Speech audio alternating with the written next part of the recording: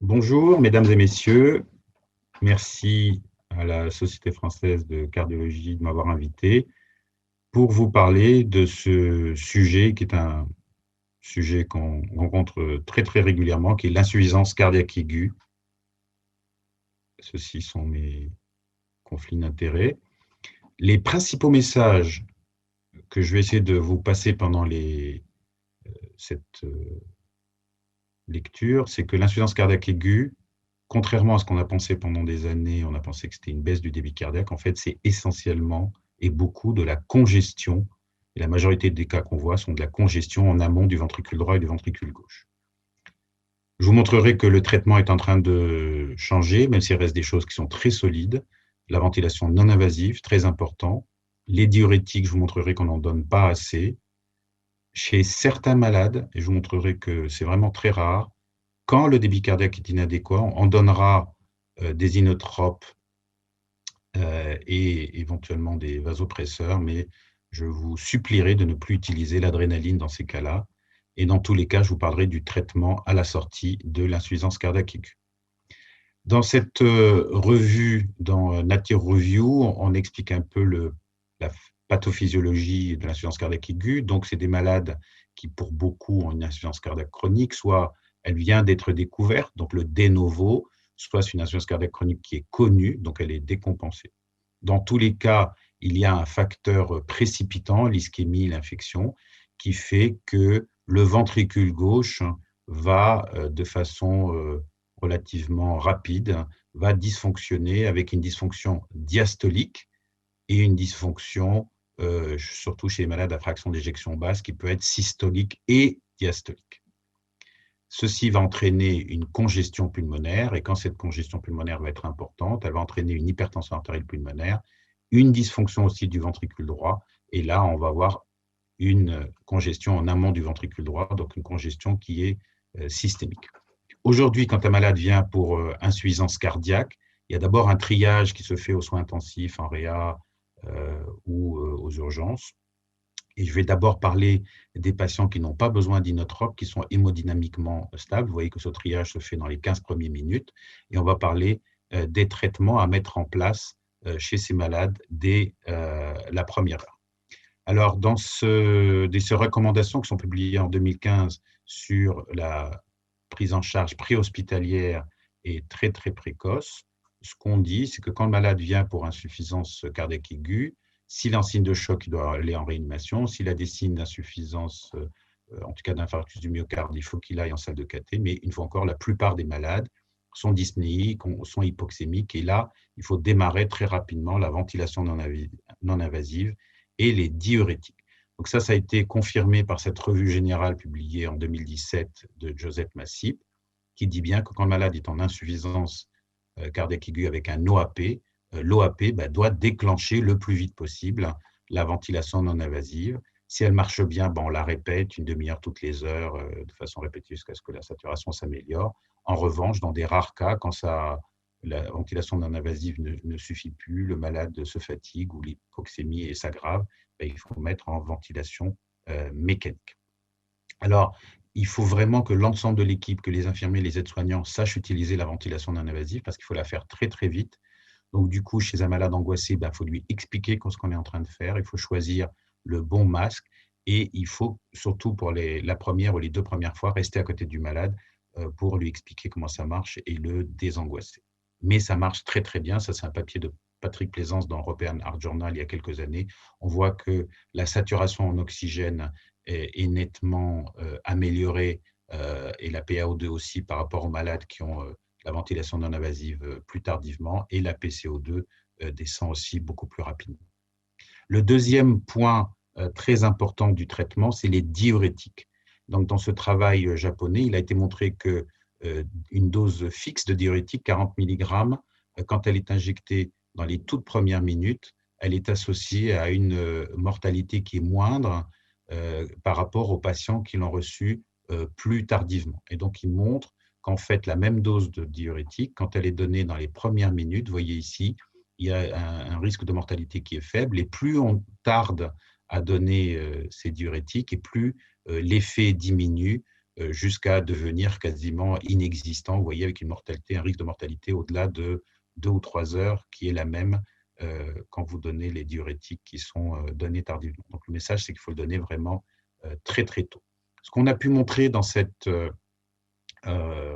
réunion de consensus avec des urgentistes, des cardiologues et des réanimateurs, c'est qu'on ne donne pas les diurétiques, parfois à des doses assez élevées, et on parle trop vite de résistance aux diurétiques, alors qu'en fait, c'est parfois ou souvent, ce n'est pas la bonne dose qu'on donne aux patients. Alors, on propose l'algorithme suivant. Le patient arrive pour un œdème aigu du poumon et de la congestion. D'abord, on va essayer de savoir est-ce qu'il prend des diurétiques de façon orale à la maison ou pas. S'il ne prend pas de diurétique, donc loupe diurétique naïve, ben à ce moment-là, on commence par 20. Nous, on commence à 40 mg de l'Azilix. Et surtout, la nouveauté, c'est qu'on va aller regarder dans les urines si ces diurétiques ont été efficaces ou pas. Si le malade avait des diurétiques à la maison, ben on va regarder la dose journalière. Par exemple, s'il prend 80 mg de diurétique Péros, ben on va donner 1 à 2 fois plus. Nous, on donne 2 fois plus, donc 160 mg en intraveineux quand le patient arrive. Alors, ça veut dire quoi, l'évaluation des diurétiques et de regarder les urines?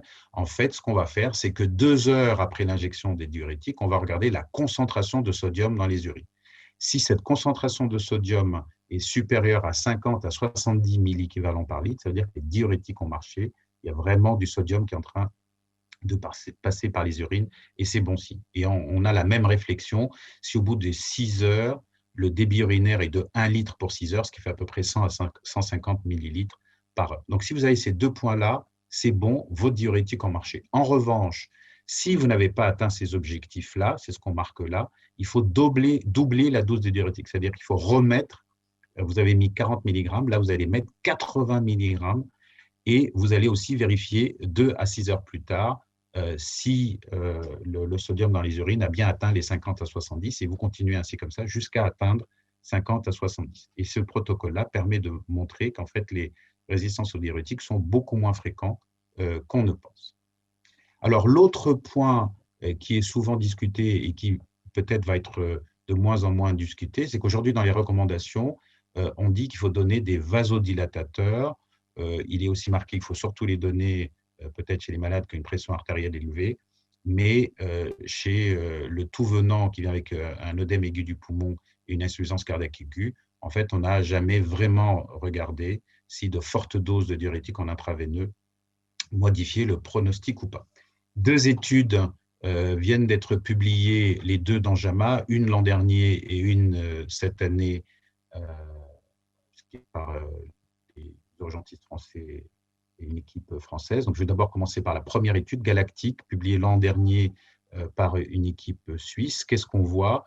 C'est qu'ils ont fait donc une stratégie avec des vasodilatateurs à forte dose par rapport à un traitement standard, et ils ont regardé donc la mort et la réhospitalisation pour insuffisance cardiaque aiguë. Alors, qu'est-ce qu'ils ont fait? Donc, le bras standard, il suit juste les guidelines de la Société européenne de cardiologie. Et le bras interventionnel, ils vont donner des vasodilatateurs en patch, ils donnaient même chez le malade de nombreux patchs, et ils vont donner aussi, dès que le malade quitte les urgences pour aller en cardiologie, de façon orale. Et qu'est-ce qu'on voit? On voit que effectivement, ils ont réussi à donner des vasodilatateurs tôt, de façon très très forte, et ensuite pendant de nombreux jours. Et le résultat est malheureusement décevant, puisque vous voyez ici sur les 180 premiers jours, il n'y a aucune différence sur la mort et la réadmission pour insuffisance cardiaque. Il n'y a aucune différence entre les 2 bras. Donc, une deuxième étude qui vient d'être publiée il y a quelques jours dans JAMA, donc ça c'est une étude Cocorico, une étude française, qui a 2 avantages. La première, c'est qu'on va tester chez des malades qui viennent pour insuffisance cardiaque aiguë, des malades âgés qui viennent pour insuffisance cardiaque aiguë, on va tester de fortes doses de vasodilatateurs, mais on va aussi tester une procédure de traitement, c'est-à-dire que quand le malade a des signes d'infection pulmonaire, on va le traiter, a des signes d'ischémie myocardique, on va le pousser vers la salle de cathé. Et donc, en fait, on a cette étude-là. Le deuxième gros avantage, c'est que ça a été fait ce qu'on appelle en step wedge, c'est-à-dire que tous les services ont démarré, tous les services d'urgence ont démarré en même temps, et de façon randomisée, y passer d'une technique de contrôle vers une technique interventionnelle. Et vous voyez que le nombre de malades est important. Alors, sur ces 503 malades, ils ont 86 ans d'âge moyen. La moitié sont des insuffisants cardiaques chroniques. La pression artérielle est de 150, la saturation est de 91. Vous voyez que le BNP et le NT-proBNP est élevé. Donc, comme je vous l'ai dit, on a réussi dans le bras intensif à donner 27 mg en IV par des bolus répétés jusqu'à ce que le malade aille mieux, que la pression artérielle baisse, versus 0 mg dans l'autre bras.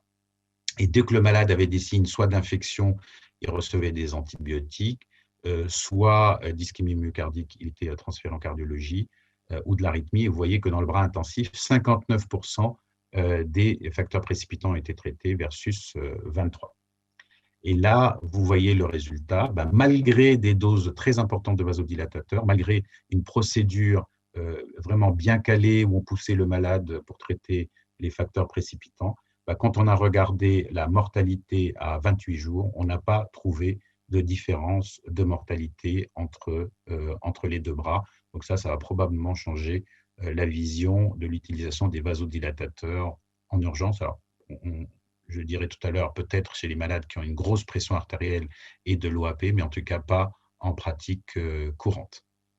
Donc, en résumé, les diurétiques doivent être donnés le plus tôt possible à dose optimale, la ventilation non invasive doit être donnée, les vasodilatateurs pas de façon régulière, mais si la pression artérielle est élevée.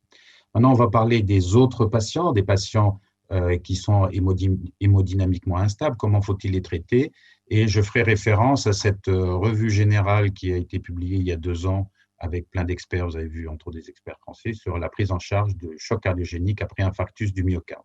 Ce qu'on a dit, c'est qu'il y a 3 phases. Une première phase en salle de cathé, ensuite une deuxième phase en réanimation et une troisième phase, si ça ne marche pas, le malade a une ECMO. Et de façon répétée, on a parlé de noradrénaline. Et ça, c'est basé sur 2 articles. L'article Optima CC, qui dans des chocs cardiogéniques post-infarctus du myocarde, a comparé l'adrénaline en rouge et la noradrénaline en bleu. Pas de différence de pression artérielle. Un peu mieux pour l'adrénaline.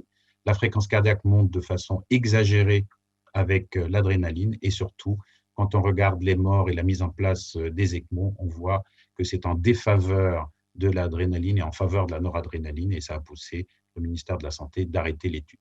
Et quasiment quelques jours plus tard, une très grosse méta-analyse de notre équipe a été publiée avec plus de 2500 malades qui montre que l'adrénaline dans le choc cardiogénique est associée à 3 fois plus de décès par rapport aux autres régimes de traitement.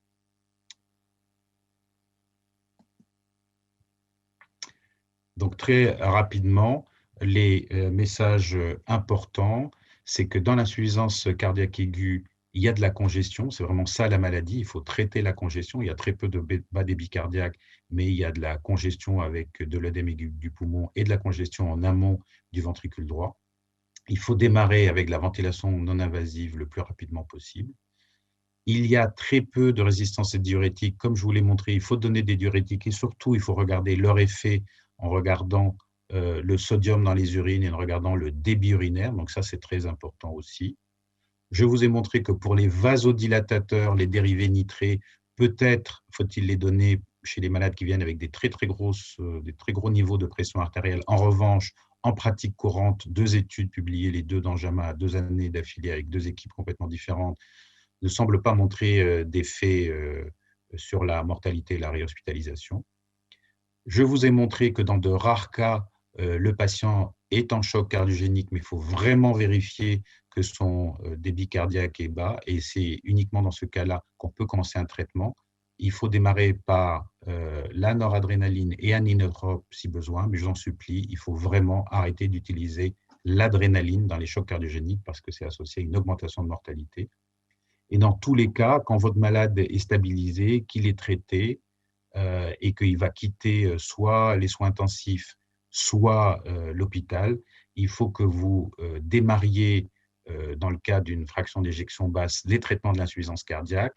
Dans le cas d'une fraction préservée, regardez s'il a une hypertension artérielle ou des maladies cardiovasculaires ou des diabètes qu'il faut traiter. Mais en tout cas, il faut démarrer le traitement des maladies chroniques. Voilà, merci de votre attention.